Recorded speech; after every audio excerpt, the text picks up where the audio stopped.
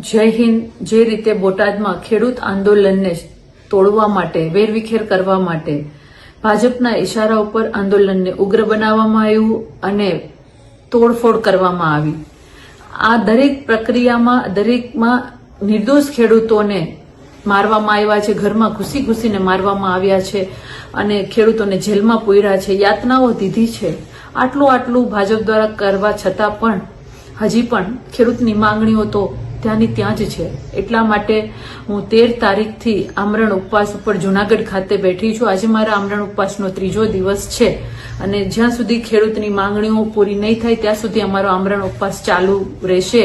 અને હવે હું જુનાગઢથી આમરણ ઉપવાસની છાવણી અમારા અમદાવાદ ખાતેના આમ આદમી પાર્ટીના કાર્યાલયે 16 તારીખે, જ્યાં અમારા બધા ભાઈઓ અને હોદ્દેદારો આમરણ ઉપવાસ ચાલુ કરવાના છે, ત્યાં જઈ અને હું મારા આમરણ ઉપવાસને કન્ટિન્યુ ચાલુ રાખીશ. 16 તારીખે રાજુભાઈ કરપડા, પ્રવીણભાઈ રામ સહિતના હોદ્દેદારો આમરણ ઉપવાસ પર બેસવાના છે. ત્યારે હું પણ મારા ભાઈઓ સાથે એક શક્તિ બની અને એકજૂટ થઈ અને અમે બધા ત્યાં આમરણ ઉપવાસ કન્ટિન્યુ, મારા આમરણ ઉપવાસ હું ત્યાં ચાલુ રાખીશ. અને ખાસ મારે કહેવું છે કે જે રીતે અહીંયા જુનાગઢમાં પણ અમે આમરણ ઉપવાસ માટે જાહેરમાં બેસવા જઈએ છીએ તો પોલીસ પકડીને ઘરે લઈ આવે છે. અત્યારે પણ 24 કલાક નો જાપ્તો મારા ઘરે રાખેલો છે, પણ અમે ડરવાવાળા નથી. અમદાવાદમાં હું પણ 16 તારીખે મારા આ ઉપવાસ છાવણી જુનાગઢથી લઈ અને અમદાવાદની ઉપવાસ છાવણીમાં આવી અને કન્ટિન્યુ મારા આમરણ ઉપવાસ કરીશ. અને મારા ભાઈઓ સાથે અમે બધા એક થઈ અને બુલંદ અવાજ કરી અને ભાજપ સરકાર પાસે ખેડૂત હિતની માંગણીઓ અમે માંગીશું.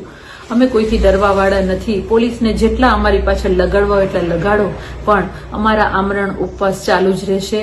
અને જે એ લોકોએ આખું ષડયંત્ર કર્યું, જે રીતે ખેડૂતોની માંગણીઓને કચડવા માટે જે તંત્રનો દુરુપયોગ કર્યો, પોલીસે જે રીતે અત્યાચાર કર્યો, આ બધુંય ભાજપના ઇશારા થયું છે. કારણ કે ભાજપનો કાળો ઇતિહાસ રહેલો જ છે. જ્યારે આંદોલન થાય છે ત્યારે આવા ષડયંત્રો કરે છે અને આંદોલનકારીઓને આંદોલનને બદનામ કરવાનું કરે છે. પણ અમે ડરવાવાળા નહીં, લડવાવાળા છીએ.